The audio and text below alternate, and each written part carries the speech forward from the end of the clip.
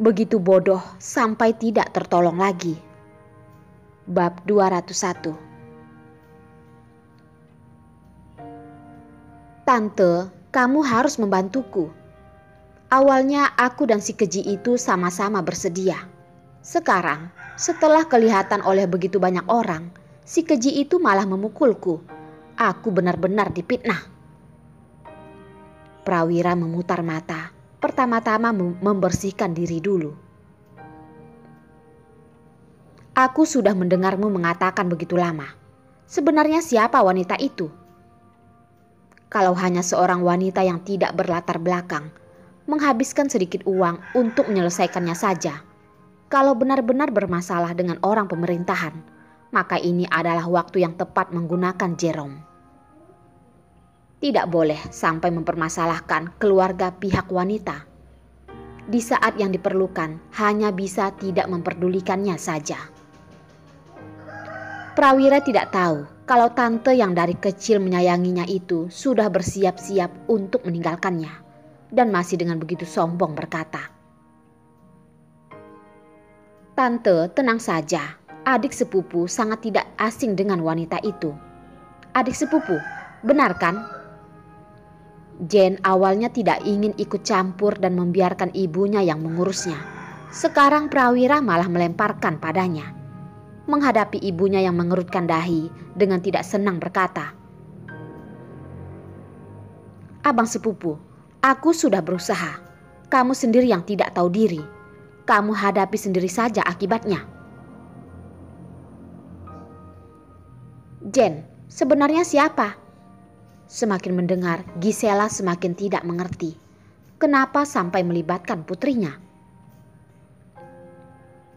"Siapa lagi? Tentu saja si Darlene itu. Aku sudah pernah memperingati abang sepupu. Dia sendiri yang begitu bodoh dan tidak bisa memanfaatkan kesempatan. Dari awal dia sudah menyuruh orang memperhatikan gerak-geriknya. Dari awal sudah mendengar kalau abang sepupunya mengikutinya. Sudah memberikan waktu yang lama untuknya, namun masih saja tidak berhasil. Benar-benar bodoh, menghamburkan kesempatan yang sangat sulit didapatkan." Gisela dengan nada tinggi berkata, "Kalian berdua benar-benar ceroboh. Ibu, lagian juga bukan masalah besar, dan abang sepupu juga tidak berhasil. Di sana juga tidak ada CCTV. Bukanlah masalah besar," kata Jane tidak peduli. "Anggap saja Darlene sedang beruntung. Kalau tidak, pasti ada adegan yang seru yang bisa ditonton." "Makanya tante, aku tidak melakukan apapun dan juga digigit oleh wanita itu." Prawira setuju dengan ucapan Jane. Dia hanya mendapatkan sedikit keuntungan. Sama sekali tidak cukup untuk menambal hatinya yang tersakiti. Lain kali dia harus mencari kesempatan untuk meniduri si keji itu. Gisela sudah marah sampai tidak bisa berkata.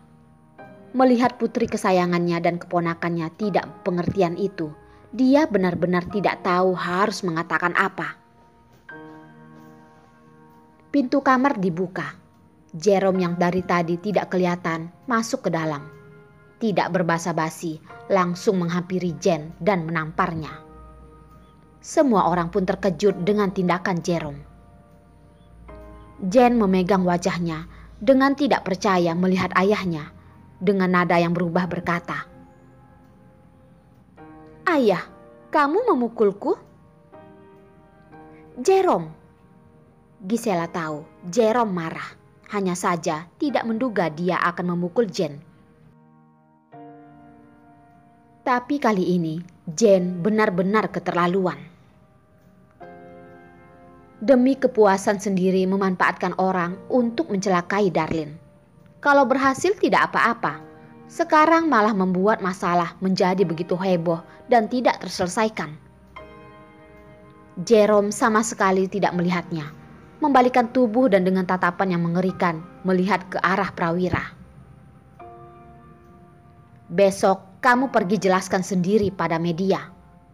Masalah ini tidak ada hubungannya dengan keluarga kami. Kalau bukan karena dia masih sadar, tamparan ini pasti akan jatuh di wajah Prawira. Dari kecil, Prawira sudah takut dengan pamannya. Dilototi seperti ini pun membuatnya terkejut dan terjatuh. Dengan tersendak berdiri lalu berkata, "Paman, kenapa kamu harus begitu marah? Bukankah hanyalah seorang wanita biasa? Betapa hebatnya dia juga tidak akan menyebabkan masalah besar, kan?" "Bodoh, keluar!" Jerome sudah tidak ingin berbicara lagi dengan Prawira. Begitu bodoh sampai tidak tertolong lagi. Gisela tahu kalau Prawira tetap di sini pasti akan membuat Jerome semakin marah. Satu sisi adalah suaminya, satu sisi adalah putra adiknya. Dia juga sangat serba salah. Ditambah dengan ada kaitan dengan putrinya. Hatinya tentu memihak pada suaminya. Menggelengkan kepala pada Prawira, menyuruhnya untuk jangan berkata lagi, menyuruhnya untuk pulang. Prawira menerima isyarat dari Gisela, hanya bisa pergi dengan tidak rela. Merasa sangat tersakiti dan marah. Rasa malu yang dia terima hari ini, dia pasti akan mengatakannya pada kakeknya. Menyuruh kakeknya untuk membantunya. Begitu Prawira pergi, di dalam ruangan hanya tersisa mereka sekeluarga. Tidak peduli betapa keras kepalanya Jane, juga ada batasan. Dia tahu ayahnya sudah benar-benar marah. Tapi dia juga tidak mengerti apa kesalahannya. Hanya bisa dengan meminta tolong melihat ke arah ibunya. "Kamu tidak perlu melihatnya. Masalah ini siapapun tidak bisa membantumu." Jerome melototinya dan dengan dingin berkata pada Jane. Dulu dia merasa putrinya pintar dan pengertian. Sekarang kelihatannya begitu menghadapi masalah cinta, putrinya sangat mudah dikendalikan emosinya. Melakukan apapun sama sekali tidak melewati otak. "Ayah, sebenarnya apa salahku sampai kamu memukulku?" Jane merasa sedih. Rencananya begitu sempurna. Seharusnya tidak akan ada orang yang tahu kalau masalah ini ada hubungan dengannya. "Jane, ibu tahu kamu tidak menyukai Darlene. Tapi saat ini adalah saat yang paling penting untuk ayahmu. Berapa banyak orang yang sedang memperhatikan keluarga kita. Sekarang kita harus lebih diam. Apakah kamu tidak melihat orang yang hadir di acara ulang tahunmu hari ini kebanyakan adalah anak muda? Semua teman ayahmu harus dihindari." Gisela terlihat seperti sedang memberikan pelajaran pada Jane. Sebenarnya sedang menjelaskan hubungan yang lebih hebat. "Walaupun masalah ini tidak ada hubungannya denganmu, tapi hal ini terjadi di rumah kita. Pasti akan ada banyak orang yang melihatnya. Dan kamu juga mengaitkan masalah ini pada keluarga Hendrik. Kalau kita tidak memberikan pertanggungjawaban pada Darlene, bukankah keluarga kita akan dikatakan menyakiti orang yang tidak memiliki kekuasaan?" "Ibu, aku benar-benar tidak tahu akan menjadi seperti ini." Jane mengatakan dengan sedih dan melihat Jerome sejenak, lalu lanjut berkata, "Dan masalah ini juga tidak ada hubungannya denganku. Ini adalah masalah yang diperbuat Prawira sendiri. Dari awal aku sudah memperingatinya, namun dia tidak mendengarku." Gisela tahu keponakannya adalah orang yang sembrono. Dia merasa putrinya sudah dirugikan dan dengan suara lembut membujuknya. "Ibu tahu masalah ini tidak ada hubungannya denganmu. Tapi hal ini sudah dikaitkan dengan keluarga kita. Maka kita harus menunjukkan sikap kita." "Ibu, aku tidak mengerti." Jane awalnya hanya ingin merusak nama baik Darlene dan lupa kalau sekarang adalah waktu yang sangat penting bagi keluarganya. Ada sebuah rasa penyesalan seperti mengangkat batu dan melemparkan ke kaki sendiri. Kalau dari awal tahu, dia tidak akan membiarkan Prawira melakukannya. Menunggu setelah dia pergi baru melakukannya malah akan lebih baik. Tatapan tajam Jerome sepertinya sudah melihat rasa bersalah di wajah Jen.